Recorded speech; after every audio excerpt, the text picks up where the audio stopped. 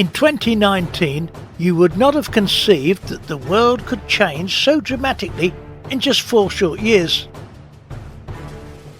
Firstly, the World Economic Forum, playground of the uber-rich with dystopian ideas, came up with the idea, led by Klaus Schwab, that the people with the money should run the world and decide the fate of every human on Earth, not democratic governments. It is all to happen under the umbrella of climate change. We're going to do this to save the planet. But whatever they say, you must remember that the Great Reset is all about controlling every aspect of your existence. None of the new restrictions on life will apply to them or their millionaire friends. So they launched the Great Reset. You all know what they promised: removal of rights and freedoms fought for by your forefathers across 2 world wars. World Economic Forum men and women are placed in just about every government in the world, and their dystopian nightmares for us, their minions, are being enacted. Personal freedoms being made illegal, the right to protest, 15-minute ghettos, cities, digital IDs, digital currency, closure of the high street and more. They're now coming for your car with all manner of restrictions and charges. Electronic cars are the worst thing ever and are prone to bursting into flames as the batteries explode. Even the food that you eat has to change because they say cows are bad for the atmosphere. Unlike private jets, of course. They just want you to eat insects. The World Health Organization, with chief contributor Bill Gates, wants governments around the world to sign up to give the WHO complete authority on A, when to call a pandemic, and B, introduce mandatory vaccinations for everyone. You will no longer have autonomy over your own body. The last vaccination program is still thought to be responsible for 1,000 unexplained sudden deaths every month in the UK. Normally healthy young people. The compliant news media, though, do not report on this, or anything much really that happens. But governments don't care about the ordinary person they purport to serve. The British government is a shambles held amid the pantomime that is the UK Parliament.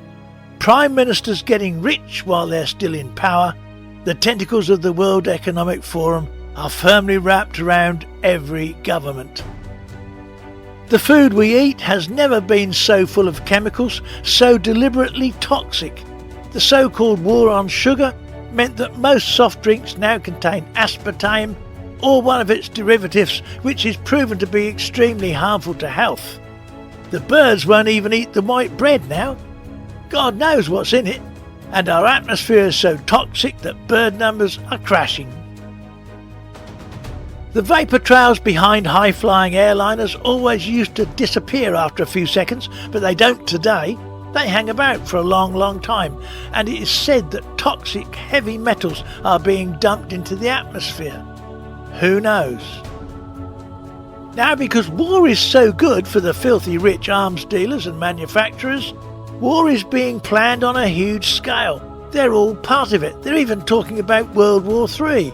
All the murderous fools in charge of countries supposedly doing their best for the people. Netanyahu has the opportunity of a lifetime to complete his life's ambition to annihilate every living person in Palestine. Hamas were wrong in what they did, but this action opened the floodgates for Netanyahu's own little genocide. With the blessing of the USA and Britain, men and women and children are mercilessly bombed and murdered.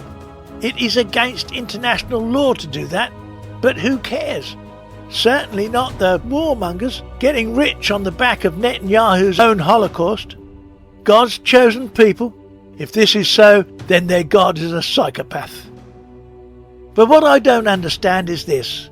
Nothing that is affecting life on Earth is the fault of the ordinary person with whom the World Economic Forum has declared war. They are not responsible for the toxic ingredients in their food. It is the giant food companies pumping the food with additives that can kill us while supposedly making the food last longer.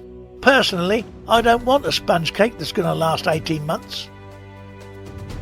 The people are not loading the airliners with harmful chemicals to be dumped into the air we all breathe, if it's happening.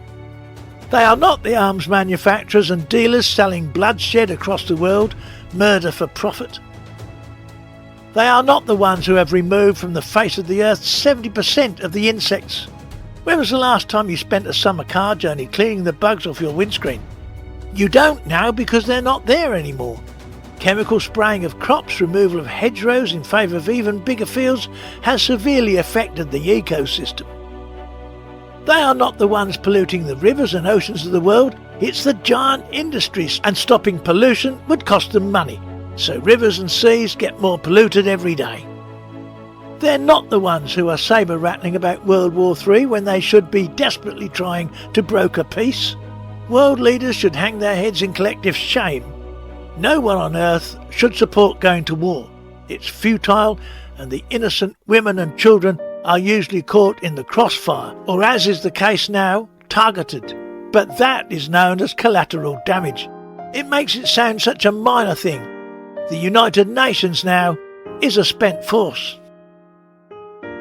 No, the people are not to blame for any of what's going on in the world, apart from perhaps by their sheer weight of numbers. But come on, you can talk about population sensibly at any time. So make no mistake, the World Economic Forum is not all about climate change. If they were, they would ban private jets for a start as a matter of urgency. The Great Reset is resetting society to remove freedoms and restrict movement, to control you and know your every move and every penny you spend. Inalienable human rights were fought for and won across 2 world wars in order that mankind be free to live his life, to keep those very freedoms too. The World Economic Forum and their people in your government are intentionally removing those rights by the day. No wonder Mother Nature is becoming even more itchy about the human parasite on her back. It isn't supposed to be like this. We're all supposed to live together, caring for each other and every creature on this once beautiful planet. But the negative energy being exerted by those in government, the WEF and the WHO, will, if they don't change soon, bring about the end of the 4th epoch on Earth. The time is now to tell the world leaders that you will not support their wars over disputed land, and if they cannot grow up and stop sabre-rattling and fight for peace, they will probably doom us all to oblivion. I love this planet. I was alive when the bugs were legion and the fields were small, when the vapour trails didn't hang around for hours, when shops were open and people gathered and laughed and talked. Life was simple before the cameras in every shop and on every street every 50 yards. Maybe man has had his day. Maybe those higher evolved beings will come along and knock out all the satellites to bring us back to our senses and a more sensible time. If they don't, and our leaders don't see sense, the future could be frightening indeed.